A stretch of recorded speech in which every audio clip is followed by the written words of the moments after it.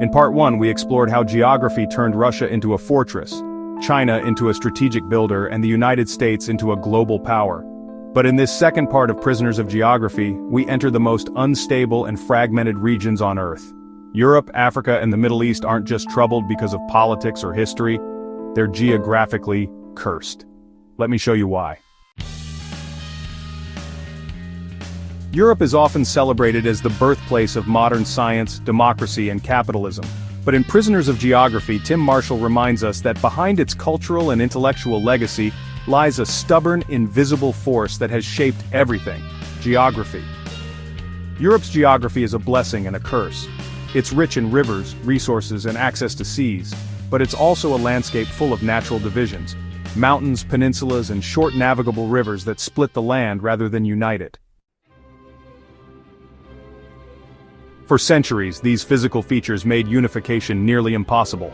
The Alps divided communities. The Pyrenees isolated Spain. The Balkans became a maze of small, fiercely independent ethnic groups. Look at Germany. It only became a unified nation in 1871, centuries after England and France. Why? Because it's a flat plain dotted with small rivers and surrounded by competing powers. Geography delayed its unity. Now compare that to Britain, an island surrounded by water, easy to defend, and with no nearby enemies once its navy dominated. Geography made Britain both ambitious and secure. Europe's division into many nation-states led to innovation and competition, but also endless war. From the 100 Years' War to World War II, the fractured landscape played a role in fueling conflict. Not all of Europe is created equal. Northern Europe has fertile plains, large rivers like the Rhine and Danube, and deep water ports. Southern Europe, by contrast, is more mountainous and fragmented, limiting large-scale agriculture and trade. These differences persist today. Germany and the Netherlands are export powerhouses helped by geography. Greece and Portugal, with limited arable land and more isolated terrain, face structural economic disadvantages. The European Union was an attempt to overcome geography with politics. But as Marshall shows, geography doesn't disappear just because leaders sign treaties.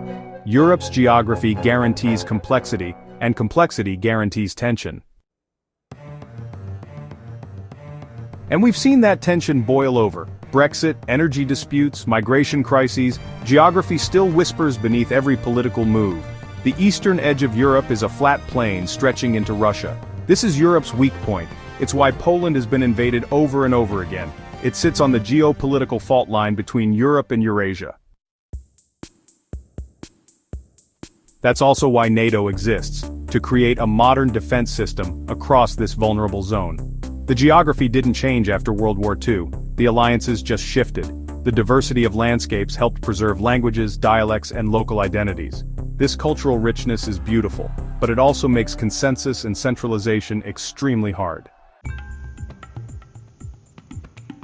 The dream of a United States of Europe continues to clash with centuries of geographic and cultural fragmentation.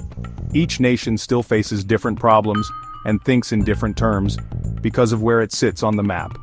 The war in Ukraine reminded Europe just how exposed it is in the east. Countries like the Baltic states and Poland rushed to reinforce borders and welcome NATO troops. Geography was suddenly back at the top of the agenda. So, while Europe may appear united on paper, the land tells another story. The rivers still run in different directions, the mountains still divide, and the map still shapes the politics. But Europe isn't alone in its geographic challenges. In Africa, the terrain has not just divided people, it has isolated them entirely.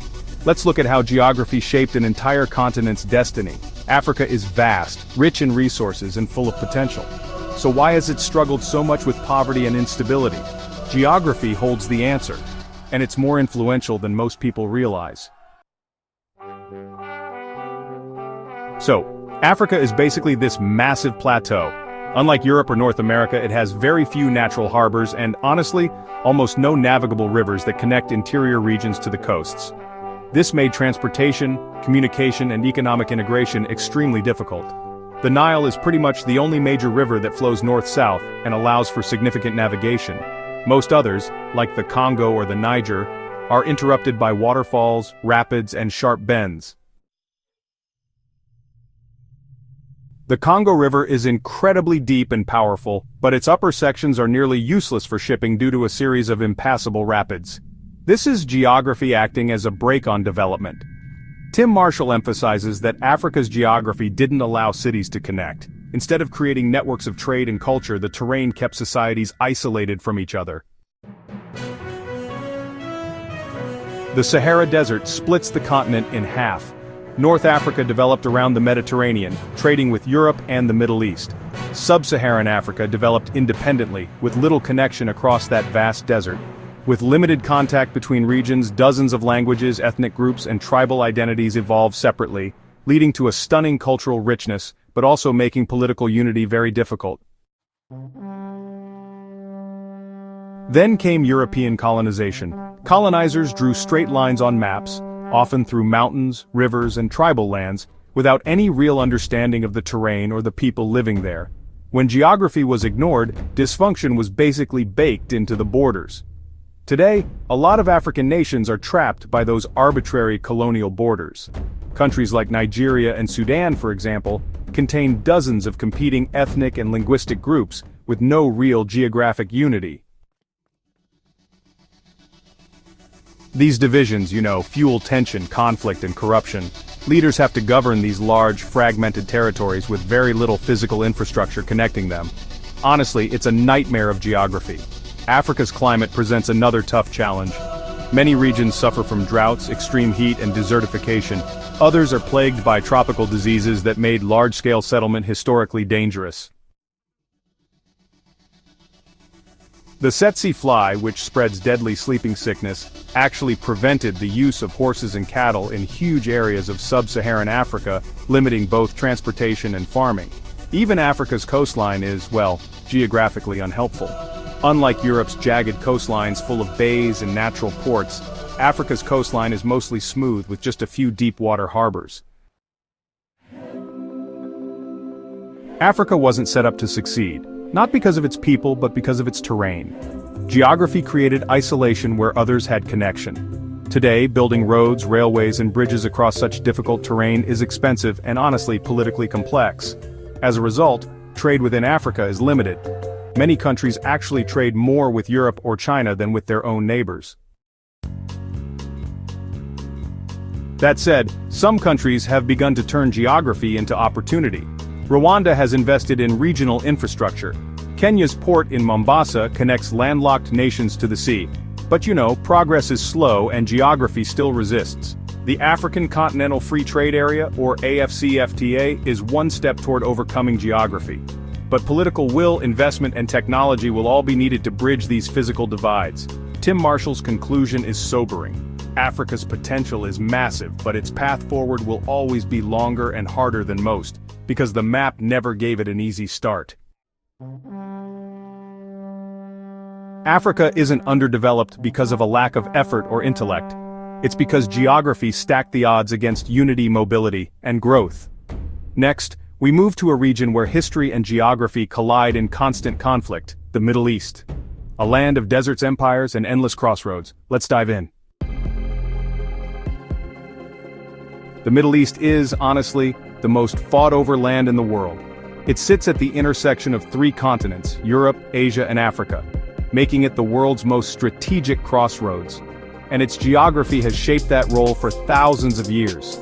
This region is filled with deserts, mountains, narrow waterways, and, scarce rivers.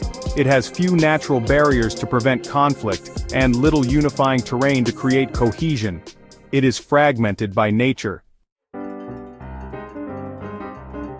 For millennia, empires have risen and fallen here. The Persians, Ottomans, Byzantines, Arabs, British, and more. Each sought control over trade routes, resources, and holy sites. But geography meant no single empire could dominate permanently. The Middle East is home to dozens of ethnic and religious groups: Arabs, Persians, Kurds, Turks, Jews, Sunni, Shia, Druze, Christians, most of whom are, geographically dispersed. Mountain ranges like the Zagros and deserts like the Empty Quarter kept communities apart and isolated, fostering tribalism over nationalism. After World War I, the British and French divided the region using the Sykes-Picot Agreement, carving arbitrary borders that ignored history and geography. These artificial states are still plagued by instability because the map doesn't match the people. The Middle East was never designed to be stable. It was designed to be controlled. That legacy continues today. Nations like Iraq and Syria are more like patchworks of tribal zones than cohesive modern states. Geography didn't allow them to form natural unities, and so they remain fractured. Iraq is often called the cradle of civilization, home to the Tigris and Euphrates. But those great rivers flow through flat, open land, easy to invade, hard to defend. Baghdad lies exposed. Then there are the narrow passageways that control global trade. The Suez Canal and the Strait of Hormuz are two of the most critical choke points in the world, geography that gives tiny areas massive global importance. The discovery of oil turned the region into a global battleground. Control of energy supplies became a priority for world powers. But oil wealth didn't lead to unity. It created winners and losers, and funded internal power struggles. Look at the Syrian civil war, the Yemen conflict, and the United States invasion of Iraq. These weren't just political crises, they were wars over control of fragmented, contested terrain. Geography, honestly, fuels the chaos. Even today, Iran and Saudi Arabia compete for influence across the region, a proxy war partly rooted in geography. Iran's mountains shield it, Saudi Arabia's vast desert isolates it. Their rivalry shapes the fate of neighboring states. Holy cities like Mecca, Medina, Jerusalem, and Najaf lie within this chaotic terrain. Religious passions mix with geopolitical tensions, creating conflicts that geography prevents from cooling. The Middle East isn't broken by accident, it's broken by geography. Deserts divide, rivers are scarce, mountains isolate, and yet people and empires have always fought to control it. Peace is hard here not because of culture but because the map works against unity. The land resists borders and the borders resist peace. In the next episode, we'll explore 3 more regions shaped by geography: South Asia, East Asia, and Latin America. Their challenges are different, but the lesson is the same. The map always matters. Europe was divided by rivers, Africa was cut off by plateaus. The Middle East was torn apart by deserts and empires. Geography didn't just shape them, it still rules them. In the next episode, we explore South Asia, East Asia, and Latin America, regions where geography still decides the fate of billions. So, what surprised you most in today's breakdown? Drop a comment below and subscribe if you want more truth behind the headline.